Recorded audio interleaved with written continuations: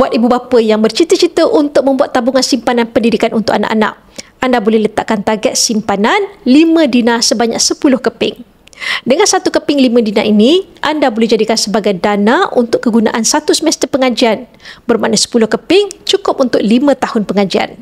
5 dinar beratnya 21.25 gram, emas berketulinan 999.9.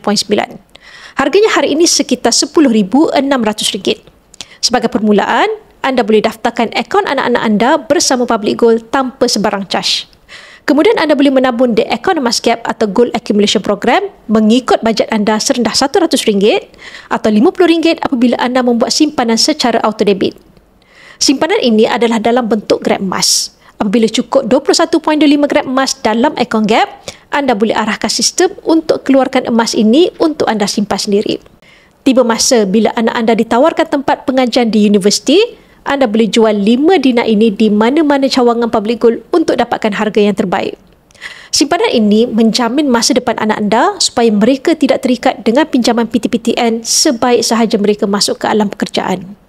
Bagi yang berminat untuk memulakan simpanan emas bersama Public Gold, anda boleh rujuk pin video saya untuk 5 langkah daftar akaun Public Gold dan saya akan bimbing anda dalam cara dan langkah-langkah simpanan emas yang terbaik untuk anda.